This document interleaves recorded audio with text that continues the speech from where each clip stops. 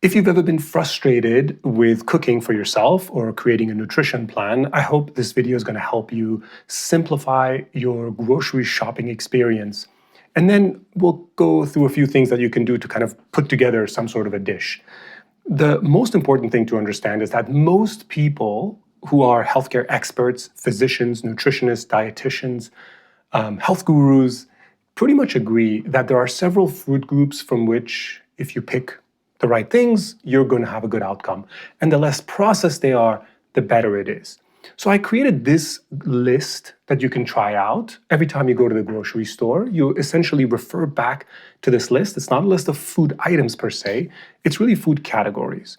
So one thing that I would put up there would be olive oil, and I'll get to the details of that in a second, but it would be olive oil or a very healthy vegetable oil.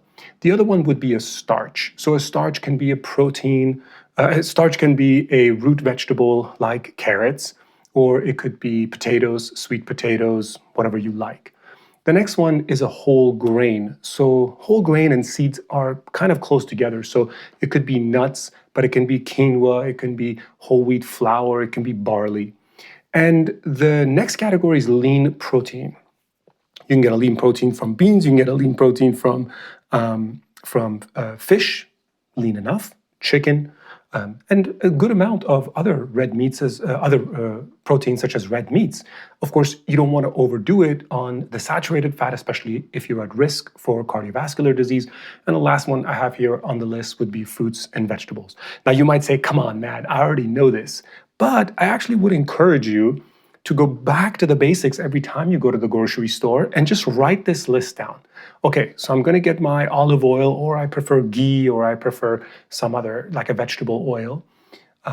And I know I'm going to need a starch on my plate. So something that's kind of, in a way, starches are really filling, but they still give you plenty of fiber. And you can mix and match that any way you want. You can make a sweet potato mash. You can make a regular potato, mashed potatoes. You can do oven roasted potatoes. You can do an air fryer with your potatoes, carrots. And I've done a few videos on just a bunch of root vegetables on a dish in the oven, bunch of whatever kind of sprinkles you like on it. I like oregano, I like cinnamon and cumin. Those are great, and it's going to be something that you can always add to your dish, especially if you make it in large amounts.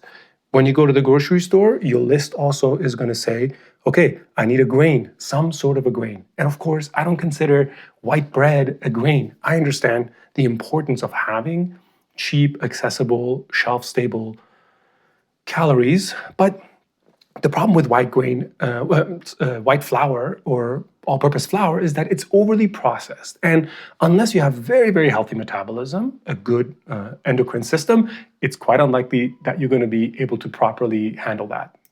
Fortunately, there are tons of different grains that you can pick from. My favorites are probably quinoa, whole wheat flour, and I like barley. And I think lentils kind of count, but some people just don't like it that much.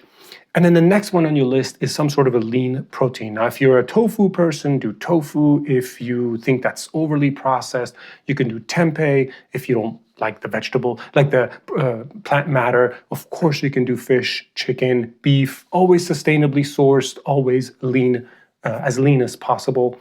And then on the last thing on your list that you have is fruits and vegetables. Why fruits and vegetables?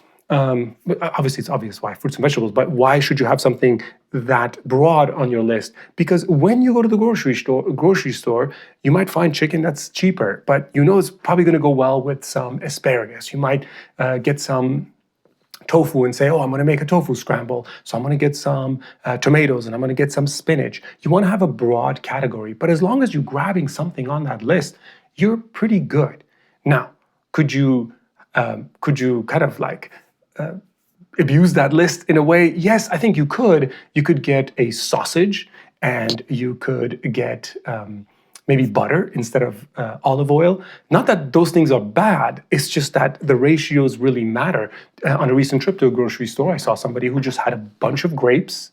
They had a bunch of they had gotten a bunch of grapes, orange juice, and soda. So yeah, orange juice could be a fruit, and grapes are definitely a fruit. But the problem with grapes is, for the general person, for the average person, it is a very, very high sugar content fruit. So you got to just keep that in consideration. And of course, if you have a balanced meal at any given time, if you have a balanced meal, chances are you're never going to get that crazy of a sugar spike from eating these different foods at the same time. So that's my grocery list. It might seem simple, but believe me, when you go to the grocery store with no plan whatsoever, you often leave with something less desirable. So this is part of my kind of framework for achieving good health. It is part of the trend framework that I use. T is for testing, just to get an assessment of overall health.